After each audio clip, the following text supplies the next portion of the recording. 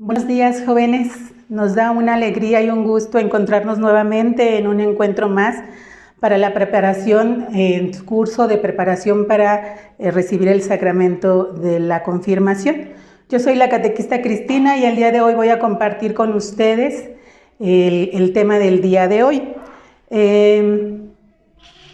Necesitamos que tengan ahí a la mano su palabra de Dios. Ya les había comentado la catequista Laurita que en cada uno de los encuentros vamos a estar ocupando nuestra palabra. En esta ocasión no vamos a usar libro, vamos a utilizar nuestra palabra. Antes de que iniciemos con nuestra oración, para entrar de lleno en nuestro tema, quiero hacerles una aclaración respecto a su calendario que ustedes ya tienen, al programa que se les fue enviado a su grupo de WhatsApp, al grupo general que envió el Padre. Ahí les envió un programa. Yo aquí lo traigo impreso. Y bueno, voy a aclarar que el tema que vamos a ver el día de hoy es el que correspondía originalmente al 28 de marzo, que es el resumen de la historia de la salvación. Ustedes en este momento están viendo que dice historia de la salvación y lo que toca el día de hoy, según su programa, es la presentación con su catequista. Vamos a hacer un cambio. Hoy vamos a hacer el resumen de la historia de la salvación y el día 27 vamos a hacer la presentación con cada una de sus catequistas, pues para que también ustedes conozcan quién va a estar trabajando con ustedes pues todo el año, todo el curso, y ese día, el día 27, será la presentación, será una transmisión en vivo con cada uno de sus catequistas. Aclarado esto, ¿verdad? Vamos a iniciar con nuestra oración inicial para entrar de lleno en lo que es nuestro tema. Y nos vamos a poner así en posición de oración, viendo una imagen. Si no tienen una imagen cerca de su casa, ahí cerquita donde toman su tema, pues vean a las que tenemos aquí para que todos estemos, ¿verdad?, en sintonía. Y vamos a iniciar. Por la señal de la Santa Cruz de nuestros enemigos, líbranos, Señor Dios nuestro, en el nombre del Padre, del Hijo y del Espíritu Santo. Amén. Señor, en esta mañana te damos gracias por la vida que nos regalas, porque nos concedes estar un día más reunidos en tu presencia para aprender cada día más de ti y amarte cada día más, Señor. A ti, Mamita María, te pedimos que nos tomes de la mano y que nos conduzcas a la presencia de tu Hijo Jesucristo. En el nombre del Padre, del Hijo y del Espíritu Santo. Amén. Amén. Entonces vamos a iniciar. Hoy vamos a contar la historia de amor más preciosa que hay en la existencia. Esa historia es la historia de la salvación. La historia de la salvación es una historia muy larga que nosotros, más que resumir, vamos a sintetizar, porque es una historia muy larga. Vamos a tomar los personajes bíblicos, pues vamos a decir, no que sean los más importantes, pero los que fueron pilar para esta historia de la salvación. ¿Y dónde encontramos esta historia? Aquí, en la palabra de Dios. A lo largo de cada uno de los libros de nuestra palabra, aquí viene toda la historia de la salvación. Es decir, que esta la vamos a resumir pues en unos minutos, ¿verdad? En unos minutos. Para eso decíamos, es importante que tengamos ahí nuestra palabra. Iniciaremos diciendo que toda historia tiene un comienzo. Toda historia tiene un comienzo y un final. Y así inicia esta historia de la salvación. Si ustedes empiezan a leer el libro del Génesis, que es el libro donde se encuentra esta historia e inicia, dice el libro del Génesis, en el comienzo de todo. Así inicia la historia. En el comienzo de todo, Dios creó todo lo que existe. Dios creó el cielo, la tierra, las plantas, las aguas, los mares, los animales, todo lo que ahora nosotros conocemos, Dios lo creó en el inicio de los tiempos. Y también creó al hombre y a la mujer a su imagen y semejanza. Al hombre lo creó con cuerpo y con alma. El hombre es la criatura más amada de Dios. Dios creó al hombre y lo puso en este lugar que en la palabra de Dios le llaman el jardín del Edén. En este jardín del Edén, el hombre tenía todo lo necesario para vivir bien y para ser feliz, porque ese es el objetivo para el que Dios nos ha creado, para que seamos felices. El hombre tenía todo lo necesario para vivir bien. Dios lo crea y lo pone en el jardín, pero le da un mandato. Le dice que puede alimentarse de todos los frutos de los árboles que hay en el jardín, pero que no puede comer del fruto del árbol que está en medio del jardín, porque este árbol es el árbol del bien, del conocimiento del bien y el mal, y que no podía comer de ese fruto, que podía comer de todos. Y en este tiempo, fíjense jóvenes, que había una relación de amor tan estrecha del hombre con Dios y con toda la creación, tanto que dice en el libro del Génesis que Dios bajaba todas las tardes a platicar con ellos. Imagínense qué relación de amor tan estrecha estaba. Todo estaba muy bien hecho, dice la palabra de Dios. Todo estaba muy bien hecho. Todo tenía armonía. Dios, el hombre, la creación. Pero ¿qué creen? Que al diablo no le gustó ver esto. No le gustó ver esta armonía tan preciosa que había en toda la creación. Y tomando forma de serpiente, quiso seducir a la mujer. Y entonces se le presenta a la mujer, seduce a la mujer, la tienta, la seduce, y la mujer a la vez convence también al hombre, en este caso a Adán, y desobedecen a Dios, comiendo del árbol del que Él les había prohibido que comieran de ese fruto, comen.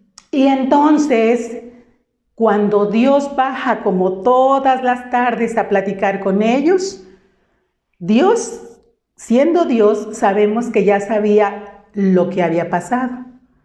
Pero Dios en su bondad y en su infinita misericordia baja y todavía lo llama por su nombre. Le dice: Adán, ¿dónde estás? Y Adán, ¿dónde estaba? Escondido. ¿Por qué? Dice, porque escuchamos que venías y nos da pena porque estamos desnudos. Y Dios les pregunta: ¿quién les dijo que estaban desnudos? ¿O es que acaso han comido del fruto que les prohibí que comieran? Y ahí es cuando el hombre desobedece a Dios. Cuando entra el pecado en el mundo, también entran las consecuencias del pecado. La muerte, la enfermedad, el llanto, el sufrimiento, la angustia, la desesperación, la vergüenza. El hombre tenía vergüenza. Y entonces cuando Dios se da cuenta de que lo han desobedecido, ¿verdad? Porque le han hecho caso al diablo en forma de serpiente y se vuelven contra Dios. ¿Y saben por qué el hombre le hace caso al diablo? Porque el diablo le dijo que iba a ser como Dios. Y el hombre quiere ser como Dios, pero sin Dios. Porque una vez que entra el pecado y que el hombre se inclina hacia el pecado, pierde esa amistad con Dios. Por lo tanto, el hombre es expulsado del paraíso, de lo que nosotros llamamos en este tiempo el paraíso, porque el hombre tenía todo para vivir bien, todo para ser feliz, pero una vez que pierde la amistad con Dios por el pecado, es expulsado del paraíso. Y podríamos decir, bueno, ahí termina la historia. Pues no. Dios, en su infinita misericordia y de haber creado al hombre de ese amor tan grande que Él nos tiene, cuando los expulsa del paraíso, Dios le promete a nuestros primeros padres, Adán y Eva, un Salvador. Les dice que les va a enviar un Salvador para redimirlos, para limpiarlos de ese pecado, pero los expulsa del paraíso. Cuando son expulsados Adán y Eva del paraíso, tienen 2 hijos, Caín y Abel. Pero como habíamos dicho, ya había entrado el pecado en el mundo, también entraron las consecuencias del pecado. Y entonces Caín tenía pues mucho resentimiento y celos de su hermano en su corazón, lo que Abel no. Abel tenía un corazón puro, sencillo y humilde, y por eso la ofrenda que a Dios le agradaba era la de Abel y no la de Caín. No por lo material, no porque uno fuera verdura y el otro fuera un animalito, no, sino por la intención con la que ellos se lo estaban ofreciendo. Así es que Caín, por celos, y como les decía, ya entra todo este mal en el mundo, mata a su hermano Abel. Después de esto, de este episodio, ¿verdad? Que vamos a decir que es el primer homicidio en la historia de nuestra salvación, que se empiezan a matar ya entre los seres humanos en la humanidad, porque el mundo queda envuelto en el pecado. Dios elige a un hombre. Después de esto pasa mucho tiempo. Adán y Eva tienen otro hijo que se llama Set, y Noé es de la descendencia de Set. Dios elige a este hombre porque es un hombre recto, un hombre justo delante de Dios, que cumple la voluntad de Dios. Pero Dios se da cuenta de que el hombre ya solo buscaba hacer lo malo, ya no buscaba hacer cosas buenas ni agradarle a Dios, ya solo buscaba hacer cosas malas. Y toda la humanidad se estaba pervirtiendo de esa manera, llena de pecado, odio, rencor, muerte, enfermedad. Y Dios toma la decisión de acabar con la humanidad.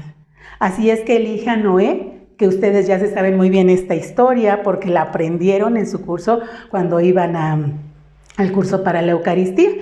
Le pide que construya un arca muy grande donde va a meter la cantidad de animales que le dice, de parejita, de 2 en 2, y también le dice que ahí van a entrar él, su esposa y sus 3 hijos con sus esposas. Si hacemos cuentas, ¿cuántas personas se salvaron?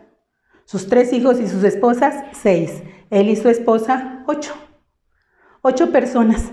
Pero como se dan cuenta ustedes en la imagen, si la alcanzan a ver, ¿dónde la estaba construyendo? ¿En la playa? No. La estaba construyendo en lugar, en un monte, como entre montañas. La gente pensaba que Noé estaba loco, porque ¿para qué necesitaba un arca? Que se necesita mar, agua para que pueda funcionar. Y le decían que estaba loco, así que nadie le creyó. Pero Dios manda el diluvio y destruye toda la humanidad, dejando vivos solamente a los animales que él pide a Noé que entren en el arca, y a Noé y a su familia. ¿Ok? Después de Noé, Dios elige a los patriarcas. A lo largo de la historia, Dios va eligiendo a ciertas personas que van a ir ayudando a preparar la llegada de ese Salvador que Él le prometió a Adán y a Eva. Y uno de los primeros patriarcas es Abraham. Abraham era un hombre justo, así como Noé, delante de Dios. Y Abraham vivía en un pueblo, en una tierra que se llamaba Ur de los Caldeos. Y Dios le pide a Abraham, deja tu tierra, deja todo lo que tienes, toma tu familia, toma lo poco que puedes llevarte y vente a la tierra que yo te voy a dar en herencia. A eso nosotros le llamamos la tierra prometida. ¿Y cuál es la tierra prometida? Canaán, ¿verdad? Allá lo iba a llevar. Esa es la tierra que le iba a dar por herencia. Y Abraham, siendo un hombre justo y escuchando la voz de Dios, le obedece a Dios. Siempre Abraham le obedecía a Dios. Por eso Abraham lo conocemos en esta historia como el padre de la fe. Abraham ya era una persona grande de edad y estaba casado con una mujer llamada Sara. La mujer también ya era grande, pero era estéril y no habían podido tener hijos. Por lo tanto, pues Abraham decía, Dios me lo va a dar en herencia, pero ¿en herencia para qué? Si yo no voy a heredárselo a nadie porque no tengo descendencia. Pero Dios le dice, vas a tener una descendencia. Dios le promete que le va a dar un hijo y que su descendencia va a ser tan grande como las arenas del mar o las estrellas del cielo, tan grande que no se va a poder contar. Y Abraham le cree, y en su ancianidad de él y en la esterilidad de su esposa, Abraham tiene un hijo que se llama Isaac. Y por eso a Isaac se le llama el hijo de la promesa. Isaac a su vez tiene 2 hijos, Esaú y Jacob. De ellos Dios elige a Jacob para continuar con esta historia de la salvación. Jacob tiene 12 hijos, ¿verdad? De estos 12 hijos de Jacob son lo que nosotros en esta historia de la salvación les llamamos las 12 tribus de Israel. Porque cuando Jacob tiene su encuentro con Dios, Dios le cambia el nombre de Jacob a Israel. Y ya después en la palabra de Dios se van entendiendo de que Jacob pues es Israel. Es lo que van a formar posteriormente el pueblo de Israel. De estos 12 hijos de Jacob, Jacob tenía uno como predilecto, ¿verdad? Ustedes ya saben toda la historia de Jacob, es preciosísima, pero si se las contara nos tardaríamos mucho tiempo. Léanla bien aquí en la palabra de Dios. Su hijo Benjamín y José eran como de los predilectos porque eran de la esposa que él amaba más. Y entonces José, pues sus otros hermanos le tenían coraje, le tenían envidia a José. Tan es así que en una ocasión que están fuera, ¿verdad? Porque ellos se dedicaban a cuidar, a ser pastores, a cuidar animalitos, los hermanos venden a José. Lo venden y también está toda la historia que nosotros le llamamos, incluso pueden ver películas, videos de que se llama José el Soñador. Pues esta es la historia de José. Sus hermanos lo venden y después de que pasa por varias situaciones, incluso la cárcel, sale de la cárcel, José llega a ser la mano derecha del faraón de Egipto. ¿Por qué decíamos de José el Soñador? Porque cuando José estaba en la cárcel, el faraón lo manda a traer para que le interprete unos sueños que nadie le ha podido interpretar. ¿A qué se referían estos sueños? Decía que soñaba 7 espigas gordas y 7 flacas, 7 vacas gordas y 7 vacas flacas, y las gordas se comían a las flacas, ¿verdad? Entonces, ¿qué quiere decir esto? José le interpreta y dice que va a haber 7 años de abundancia de víveres, ¿verdad? Va a haber 7 años de abundancia. Y después va a haber 7 de escasez, va a haber hambre en todas las regiones.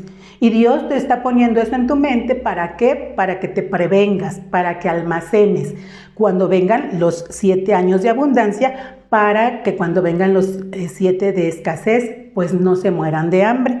Y así sucede. Cuando están ya en este caso el faraón le dice que él se va a quedar como administrador, por eso pasa a ser la mano derecha, el segundo del faraón, José en Egipto. Le dice entonces el faraón que él se quede como administrador y él acepta quedarse ahí como el administrador de todo. Cuando ya están en el tiempo de la hambruna, pues los que vivían, los habitantes de las diferentes regiones venían a Egipto a comprar víveres porque era el único lugar donde había víveres. Así es que los hermanos de José, los que lo habían vendido varios años atrás, también bajan a Egipto a comprar víveres. Y es ahí, ellos no reconocen a José, porque pues imagínense José ya el puesto que tenía, el lugar que tenía, ellos no reconocen a José, pero José sí los reconoce a ellos. Y también esta historia es muy larga. Resulta que ya al final José le dice, los reconoce, ante él reconoce que él es José, que ellos son sus hermanos, y lo manda por su padre, le dice, ¿todavía vive mi padre? Dice, sí, pues vayan por él y tráiganlo para que vivan aquí y no mueran de hambre.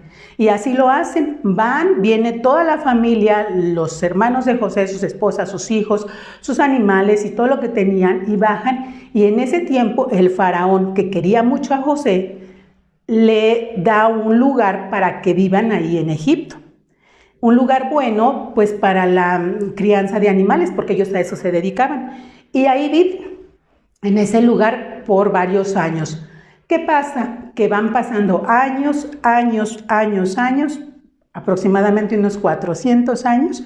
Por lo tanto, José ya no vivía. El faraón, en este caso que conocía a José, tampoco vivía. Ya habían pasado muchos. Y se dan cuenta los egipcios, que el pueblo de Israel está empezando a crecer mucho, y lo empiezan a tomar como esclavo para que ellos empiecen a hacer trabajos duros, los trabajos de la construcción, esas grandes pirámides de Egipto. ¿Quién creen que las construyó? Pues ellos, el pueblo de Israel, ¿verdad? De las 12 tribus. Entonces, los maltrataban, en verdad, de esa forma, para que trabajaran, hicieran estos trabajos duros los israelitas. Así es de que en este tiempo el faraón ve que el pueblo de Israel va creciendo, porque aun cuando los maltrataran, el pueblo de Israel eran personas fuertes físicamente. Entonces, manda matar a todos los niños que tengan menos de 2 años, para que el pueblo ya no crezca, porque ellos tenían miedo, decían, si el pueblo de Israel sigue creciendo, ¿qué es lo que va a pasar? Que va a llegar un momento en que podrían rebelarse hacia nosotros y nos van a expulsar. Así es de que vamos a limitarlos, vamos a matar a todos los niños que tengan menos de 2 años. Y ahí empieza la historia de Moisés. Moisés era de estos niños que tenía menos de 2 años. Pero su mamá, para salvarle la vida, lo mete ahí en una canastita y lo pone en el río Nilo y lo deja que se vaya. Quien lo agarra es la hija del faraón. Así es que Moisés es educado como un príncipe de Egipto, ¿verdad? Porque es la hija del faraón quien lo rescata. Moisés, cuando crece, se da cuenta que los egipcios tratan muy mal a los israelitas. Tan mal, ¿verdad?, que llega un momento en el que, como se están peleando, llega Moisés a ese episodio que están ahí, da un mal golpe a un egipcio y lo mata. Y él pensó que nadie se había dado cuenta, pero resulta que después se da cuenta que efectivamente alguien sí había visto que había matado a un egipcio. A él le da temor esta situación y entonces se va de ahí. Se va de Egipto, sale de Egipto. Y cuando él ya es grande, ¿verdad? Él hace su familia, se casa. Cuando él ya es grande, él se seguía dedicando, pues en este caso a lo que se dedicaban los israelitas, a pastorear. En una ocasión, pues está ahí en el monte Oreb, anda cuidando sus ovejitas, y de repente ve que un arbusto, que la palabra de Dios dice que es una zarza, empieza a arder. Pero nosotros sabemos que cuando un arbusto está seco, arde y dura pues unos segundos, por mucho unos minutos, y se apaga. Y él veía que la zarza seguía ardiendo y no se consumía. Y fue un fenómeno para él extraño, así es que se acerca a ver qué es lo que está pasando, por qué está ardiendo y no se consume. Y entonces él se acerca y escucha una voz que le dice que se descalce porque el lugar que está pisando es santo. Es Dios quien le está hablando. Y Dios ahí le dice a Moisés que necesita de él para rescatar al pueblo de Israel de la esclavitud de Egipto, porque Dios ha escuchado el clamor del pueblo de Israel para que lo libere. Como todo, ¿verdad? Pues Moisés le pone peros al Señor, no sé hablar bien, porque mejor no mandas a otro, yo ya estoy grande. Pero Dios le dice que se acompañe de su hermano Aarón y que él es el que va a poner las palabras en su boca. Le dice que vaya al faraón y que le diga que deje salir al pueblo de Israel. Y ahí comienza la historia de las plagas que ustedes también ya conocen muy bien. Dios hacía endurecer el corazón del faraón para que no dejara salir al pueblo de Israel. ¿Para qué? Para que se manifestara la gloria de Dios con lo que él iba a hacer. En la última de las plagas, recordemos que es la muerte de todos los hijos primogénitos de los egipcios. Y pues el faraón, en ese dolor de haber perdido a su hijo primogénito, ya le dice al pueblo, ya que se vaya, déjenlo, que se vaya. Y entonces el pueblo de Israel sale de Egipto, ¿verdad? Sale de Egipto, pero ya que habían avanzado un tiempo, el faraón se arrepiente de haberlos dejado ir y va tras ellos con sus carros, su caballería, sus jinetes, va con ellos, va a regresarlos. Y el pueblo le dice a Moisés, bueno, pues ¿para qué nos sacaste de ahí si de todas formas viene el faraón, nos va a regresar o nos va a matar? Moisés clama a Dios y Dios le dice, ¿verdad?, que levante su bastón y Dios abre el mar rojo para que pueda salir por ahí el pueblo de Israel. Y por ahí sale el pueblo de Israel. Dios lo libera. Cuando sale él, después van entrando todos los que decíamos del pueblo de Egipto que van tras ellos, pero Dios cierra las aguas y se ahogan y pierden la vida en ese lugar. Una vez que ya pasan y que ya están del otro lado del río, Dios hace una alianza con ellos. Les dice que Él los sacó de la esclavitud de Egipto y que Él va a ser su Dios y el pueblo de Israel va a ser su pueblo. Yo voy a ser tu Dios y tú vas a ser mi pueblo. Así le dice. Hacen esa alianza. Pero bueno, si yo voy a ser tu Dios, vas a cumplir unos mandatos, unas leyes que yo te voy a dar.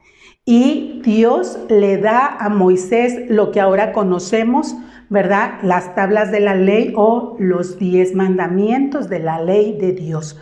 Dios se las da a Moisés para que el pueblo lo cumpla. Antes de que lleguen a la tierra prometida, que ya dijimos se llama Canaán, muere Moisés y toma su lugar Josué. Josué, ya cuando van a llegar a esa tierra prometida, le falta todavía conquistar algunos pueblos, hacer algunas guerras para conquistar algunos pueblos, y Dios le da la capacidad a Josué para que él pueda derrotar a estos pueblos y así puedan tomar posesión de la tierra que él dijo que le iba a dar al pueblo de Israel. Una vez que entran a la tierra prometida, cuando llegaban a conquistar, Dios les decía, de todo lo que ustedes cuando lleguen, no se agarren nada como botín, todo lo deben de quemar, deben de matar a todos, así era. Y entonces ya después los que llegaban no le hacían caso a Dios. Aquellas personas, ¿por qué Dios las estaba expulsando? No porque Dios sea un Dios malo, vengativo, sangriento como estamos, no, sino porque estos hombres se habían apartado de los caminos de Dios, tenían otros dioses y adoraban ídolos. Y por eso Dios los estaba expulsando de ese lugar y se los estaba dando a los israelitas. Pero ¿qué hicieron algunos israelitas? Se fueron con ellos, como se quedaron con algunas mujeres, ¿verdad? Se quedaron con ellos y ellos también se apartaron de los caminos del Señor. Por lo tanto, Dios empieza a poner, llegamos a la era de los jueces.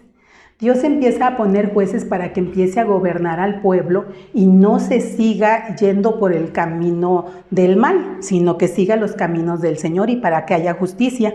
Y tenemos estos como algunos de los jueces. Hay varios, incluso hay un libro en la palabra de Dios que se llama así, Jueces, para que ustedes lo tomen en cuenta. Después de los jueces, el pueblo de Israel, miren, como que se portaba bien, pero de repente otra vez se portaba mal. Se portaba bien y otra vez se volvía a portar mal, pero pasaban años. Yo les estoy contando esto como si ahorita se portara bien y después mal. No, pasaban 20, 30, 50, 100, 200 años entre lo que les estoy contando en el tiempo. El pueblo de Israel le pide a Dios que les nombre un rey, porque quieren ser gobernados por un rey, ¿verdad? Ya no por los jueces que tenían, por un rey. ¿Quién era el rey del pueblo de Israel? Dios. Hasta ese momento el pueblo de Israel era Dios. Pero ellos le piden que les ponga un rey y Dios pone al rey Saúl, que era un rey pues que seguía los mandatos de Dios, pero también llegó un momento en el que se apartó de los caminos de Dios y Dios unge a David, ¿verdad?, como sucesor del rey Saúl. Unge al rey David. Ustedes conocen la historia del rey David, que lo ungió desde que él era un niño, ¿verdad? Si recuerdan de David y Goliat, también esa historia. Bueno, la historia del rey David también es pues larga. Después del rey David, el rey David tiene un hijo que se llama Salomón. El rey Salomón lo conocemos en la historia porque es un rey al que Dios le dijo que qué quería que le diera. ¿Qué quieres que te dé? Y el rey Salomón le dijo, lo que quiero que me des es sabiduría para saber conducir a tu pueblo. Y Dios le dice, como no me has pedido nada material, te voy a dar lo que me has pedido, sabiduría. pero también te voy a llenar abundantemente de cosas materiales. Y el rey Salomón es el rey más rico de la historia, ¿verdad? Por eso cuando alguien que se viste muy elegante, ni el rey Salomón, ni como el rey Salomón decimos, porque era el rey en ese sentido que Dios lo llenó de abundante riqueza por su humildad, por solo haber querido para él sabiduría de Dios. Después Salomón tiene un hijo que se llama Roboam, y con él, con este rey, se divide el pueblo de Israel. Se divide tanto, les digo, continúan pecando, continúa desviándose de los caminos de Dios, tanto que llega al exilio. Pero después de esto del exilio regresan nuevamente ya a el lugar que Dios les había dado y vienen los profetas. Los profetas intervienen precisamente cuando están dividido el pueblo, pues para que se reuniera nuevamente. ¿Quiénes son los profetas? Los profetas son personas del pueblo elegidas por Dios para hacer la voz de Dios ante el pueblo. Es decir, Dios le habla al profeta y el profeta va y comunica al pueblo lo que Dios quiere que hagan. Así son los profetas. Y aquí tenemos algunos nombres de algunos profetas, no todos, nos faltan algunos, pero son el nombre de algunos de los profetas. Después de que viene todo esto, de que ya regresan del exilio, ya están nuevamente en su lugar, Dios empieza a hacer ya más concretamente efectiva la promesa que hizo Adán y Eva desde el principio de los tiempos. ¿Cómo? Envía a un ángel, ¿verdad?, a una ciudad de Galilea. ¿Para qué? Para llegar con una mujer virgen llamada María, a la que nosotros conocemos como la Virgen María, y le anuncia que va a ser madre. Y ella le contesta al ángel: ¿cómo es que voy a ser madre si todavía no estoy casada? María estaba comprometida en matrimonio con José, pero todavía no estaba casada. Entonces el ángel le dice que va a ser por obra y gracia del Espíritu Santo, que por eso el hijo que va a tener será llamado Hijo del Altísimo. Y María, reconociendo que es mismo Dios quien le está pidiendo esto, le dice: yo soy la esclava del Señor, hágase en mí como tú has dicho. Con estas palabras, María le da el sí a Dios en esta parte de la historia de la salvación.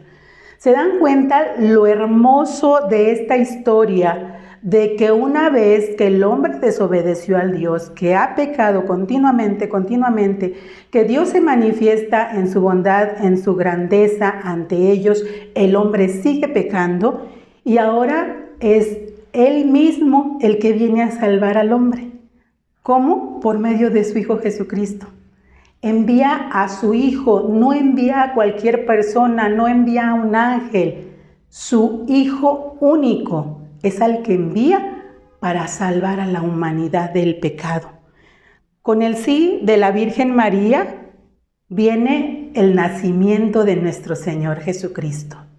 Los que esperaban, los que sabían que Dios había prometido un Salvador, muchos de ellos esperaban que llegara un guerrero, alguien que viniera a hacer la guerra, que viniera a degollar y a matar y a quemar a todos. ¿Pero qué creen?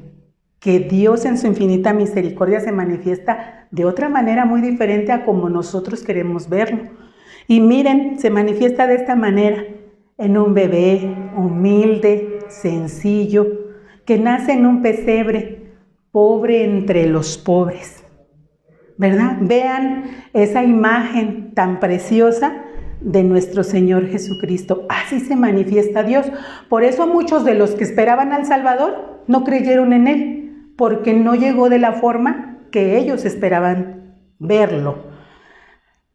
Cuando nuestro Señor Jesús va creciendo, la edad que van teniendo ustedes o un poquito más pequeños, pues dice la palabra de Dios que iba creciendo en edad, en sabiduría y en gracia delante de Dios y de los hombres. Jesús era un hombre, un jovencito muy obediente, no solo a sus papás terrenales, sino también a su Padre Celestial. Cuando llega a los 30 años, nuestro Señor Jesucristo se nos habla de que tiene una vida pública. ¿Por qué una vida pública? Porque en la palabra de Dios no se nos habla mucho de la historia de nuestro Señor Jesús cuando era niñito, cuando era más jovencito, no. Nos habla ya hasta que tiene 30 años y que tiene esa vida pública. Cuando él tiene 30 años, hay un personaje también que es Juan el Bautista, que ustedes ya lo conocen. Él le estaba preparando el camino a nuestro Señor.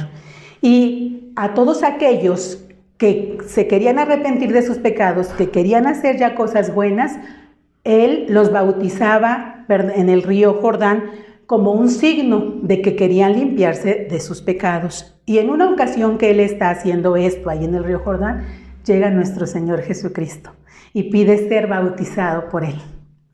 Y Juan le contesta, ¿cómo es que vienes a que yo te bautice? Yo tendría que ser bautizado por ti.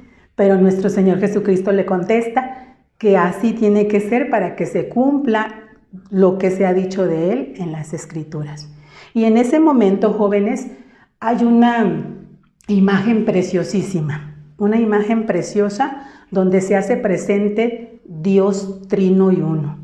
Porque en ese momento se está bautizando nuestro Señor Jesús, pero también el Espíritu Santo dice que desciende en forma de paloma y se oye la voz del Padre, los tres en una misma escena. En ese momento se escucha la voz del Padre que dice, este es mi Hijo, el amado, escúchenlo. Y de ahí decíamos, nuestro Señor Jesús es conducido al desierto para ser tentado, que fue el evangelio que se leyó en la primera semana de Cuaresma, ¿verdad? Las tentaciones, ustedes ya ahorita lo han ido pues reflexionando.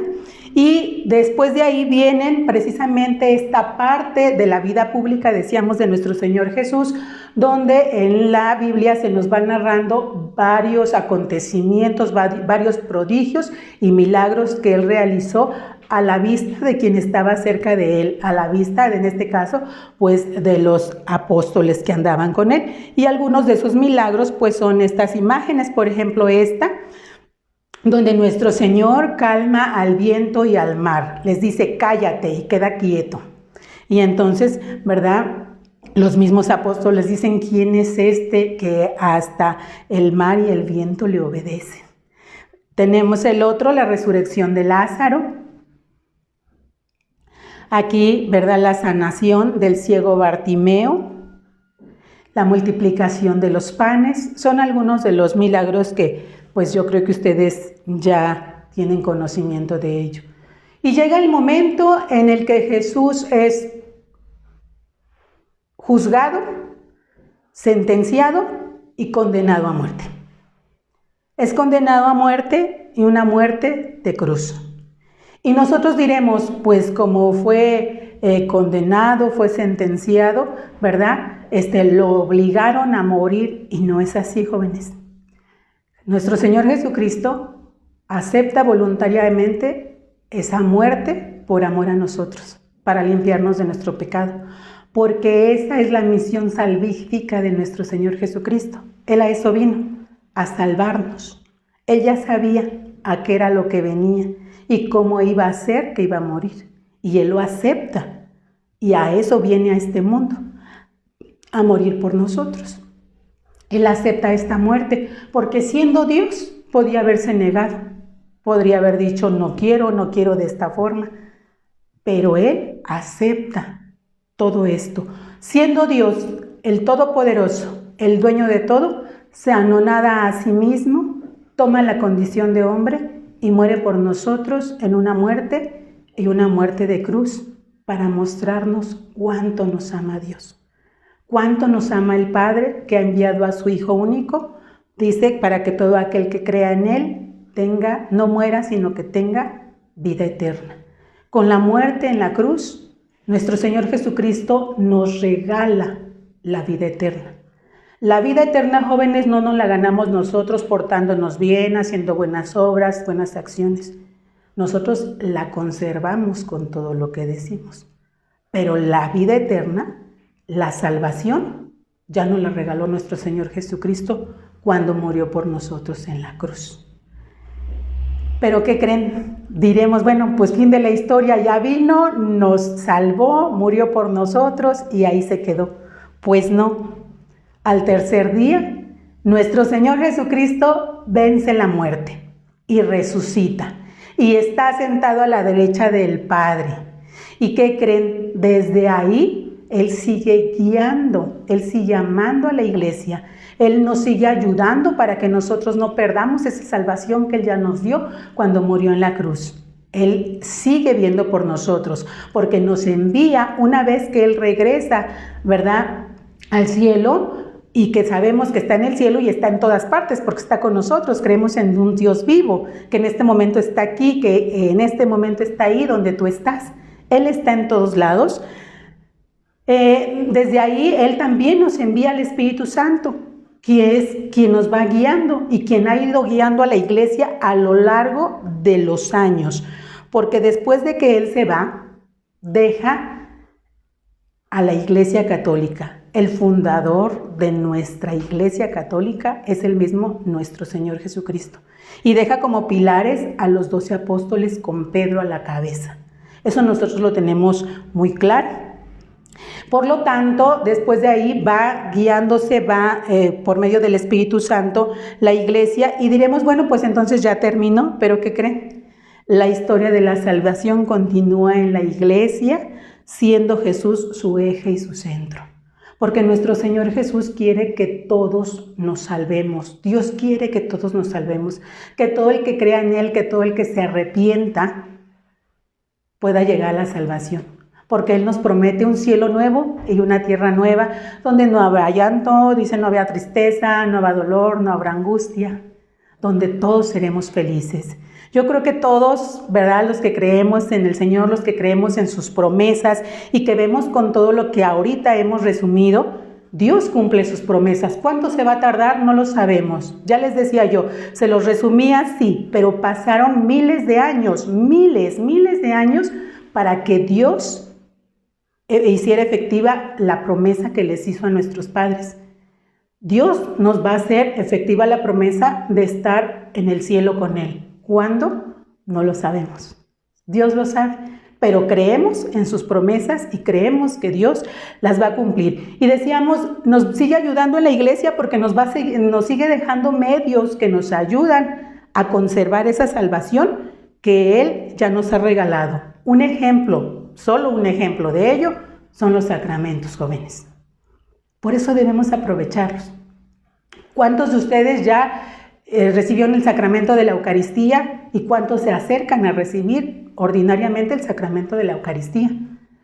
Muchos ya pueden acercarse al sacramento de la reconciliación. ¿Y cuántos se acercan al sacramento de la reconciliación?